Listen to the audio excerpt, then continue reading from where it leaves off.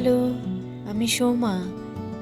এই ভিডিওর মধ্যে অনেক পুরনো স্মৃতি জড়িয়ে আছে, তাই ভাবলাম তোমাদের সাথে তা শেয়ার করি।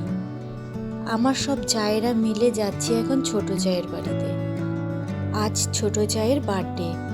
এই যে দেখছো কালো ড্রেস পরে মাথা নাড়লো, এটাই ছোট জা।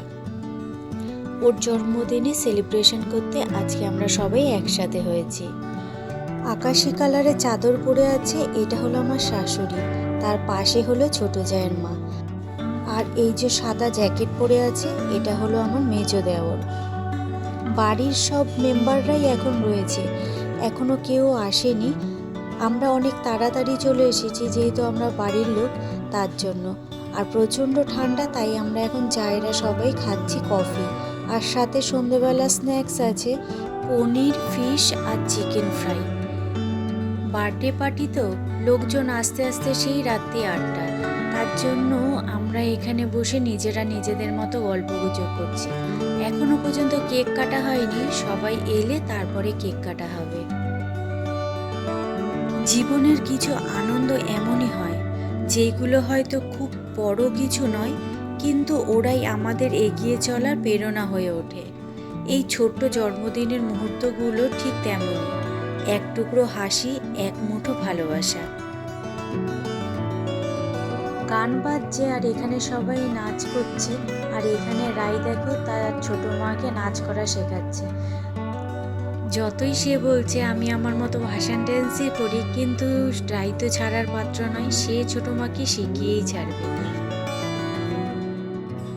আর ওই যে পাশে দেখছো কপুত কপুতি যে নাচছে, এটা হলো ছোট জায়ের ছোটবেলার বান্ধবী আর তার বর।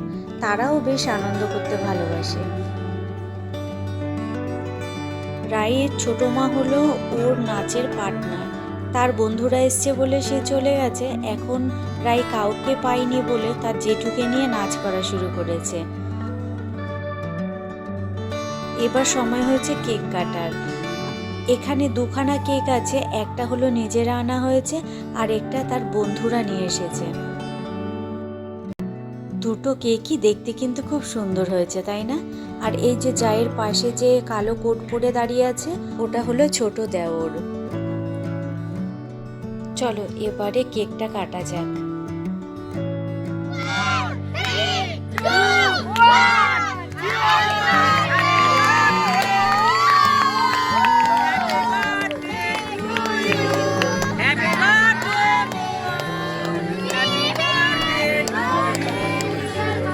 কেক কাটার পর্ব শেষ, এখন চলছে বার্থডে গার্লের ফটো তোলা। সবাই ফটো তোলাতে ব্যস্ত এখন।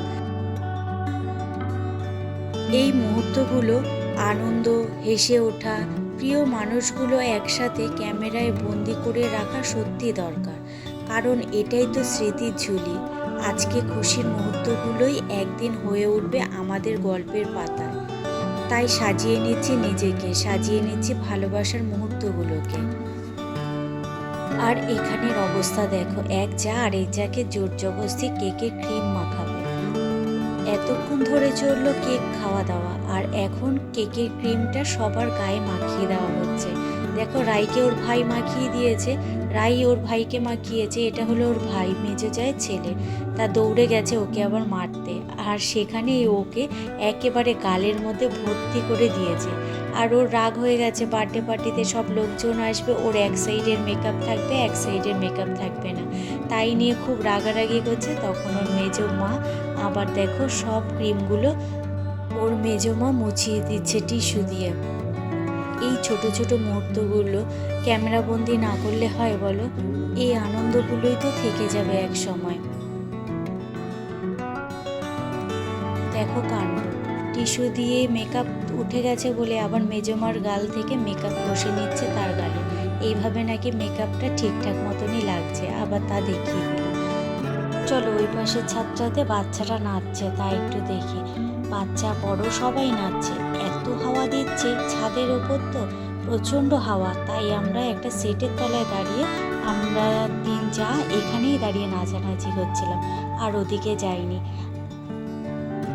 আর এদিকে দিদিভাইকে দেখো টেনে নিয়ে গেছে রাই নাচ করানোর জন্য, কিন্তু এত হাওয়া দিচ্ছে আমরা আর ওখানে দাঁড়িয়ে থাকতেই পারছিলাম না। তারপর চলে এসেছি খাওয়া দাওয়া করতে।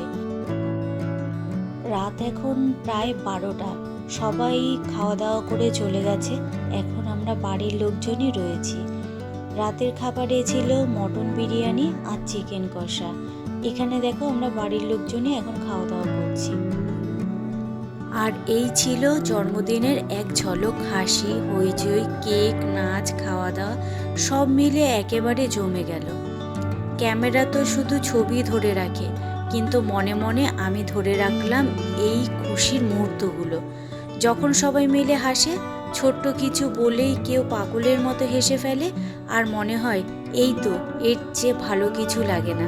জীবনের এই রঙিন পাতাগুলো তো একদিন ফিরে দেখব, তখন হয়তো অনেক কিছু বদলে যাবে, কিন্তু এইটুকু আনন্দ থাকবে ঠিক আগের মতোই। তাই এই মুহূর্তগুলো রেখে দিলাম শুধু তোমাদের সঙ্গে ভাগ করে নেওয়ার জন্য। পরের গল্পে আবার দেখা হবে নতুন কোনো আনন্দ নিয়ে।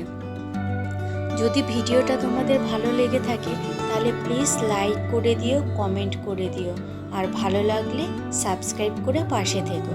চলো আজকের মতো তাহলে টাটা।